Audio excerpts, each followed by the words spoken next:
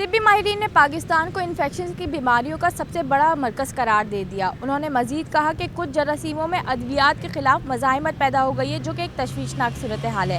اس کے پس منظر میں کیا وجوہات ہیں، آئیے پہلے یہ جان لیتے ہیں۔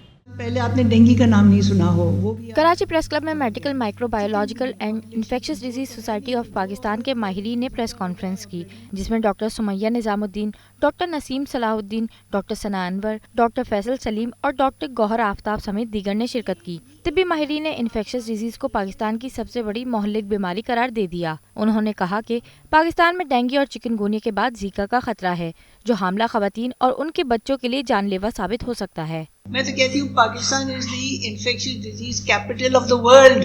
خدا نہ خواستہ اگر زیکا کا وائرس ہمیں آ گیا نا تو بڑی تباہی ہوگی، کیونکہ حاملہ آور عورتوں میں بچہ جو پیدا ہوگا، اگر اسے ماں کو زیکا ہو گیا تو بچے کا بڑا نقصان، بچے کے مائکرو انسیفلی چھوٹے سر نکلتے ہیں اور بڑی طرح طرح کی ڈیفارمیٹیز۔ ہماری پاس جو دوائیاں ہیں وہ بھی کم سے کم ہوتی جا رہی ہیں ان جراثیموں کو مارنے کے لیے۔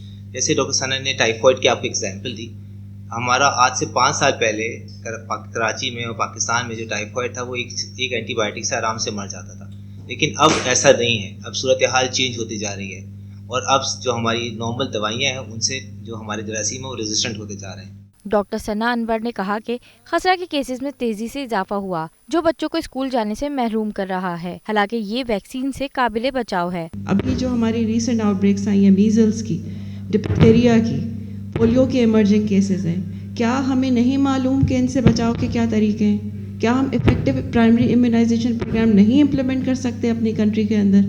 ایسی کیا وجوہات ہیں کہ ہمارے بچے میزلز کے آج کل پچھلے مہینے جو آؤٹ بریک آئی تھی، ابھی دیکھیں اسکولز میں اتنی ایبسنٹزم تھی، بچے کلاسز سے ایبسنٹ تھے، ایک بچے کو میزلس ہوا، مائیں اپنے بچوں کو اسکول نہیں بھیج رہی تھیں، اینڈ دس از پریکٹیکل۔ میں آپ کو بہت سارے یہ ایگزامپلس اس کے ساتھ دے سکتی ہوں۔ تو کیا ہمارے بچوں کا یہ قصور ہے کہ وہ ایک مہینہ اسکول نہیں جائیں گے کیونکہ کلاس میں میزلس کی آؤٹ بریک آئی ہے؟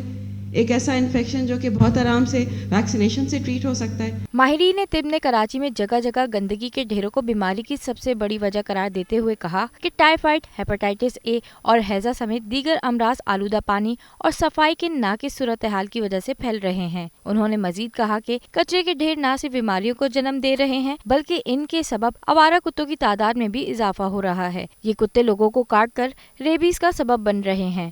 ریبیز مریض کو ہو جائے تو پھر ہم بے بسی کے ساتھ فیملی کو، ان کے پیرنٹس کو، مریض کے گھر والوں کو بتاتے ہیں کہ جب کتا کاٹا تو اس وقت یہ ہم بیماری کو ہونے سے روک سکتے تھے، اور میں آپ کو لفظوں میں بیان نہیں کر سکتا کہ کیا وہ بے بسی اور لاچارگی ہوتی ہے پیرنٹس کی، کہ اگر انہیں اس بات کا اندازہ ہوتا تو یہ بہت اہم ہے کہ نہ صرف کتا کاٹ کے بعد ہسپتالوں میں یہ انتظام ہو کہ ریبیز کو ہونے سے اس وقت ہم روکیں، جو کہ عالمی ادارہ صحت WHO کی جو وضع کردہ ہدایات ہیں، اور اس کی جو ضروری ادویات ہیں، اینٹی ریبیز ویکسین اور ریبیز امیون گلوبولن، وہ بھی ان ڈیزگنیٹڈ سینٹرز کے اندر میسر ہوں پورے سال، تاکہ ہم کتا کاٹ کے فوری بعد اس بیماری کو جو 100% جان لیوا ہے اس کو اس وقت روک سکیں۔ طبی ماہرین نے حکومت سے شہریوں کے لیے صاف پانی کی فراہمی اور انسداد پولیو مہمات کو مزید مؤثر بنانے کے ساتھ ساتھ شہر میں جگہ جگہ موجود کچرے کے ڈھیروں کے خاتمے کے لیے صفائی کے انتظامات پر توجہ مرکوز کرنے کا مطالبہ کر دیا۔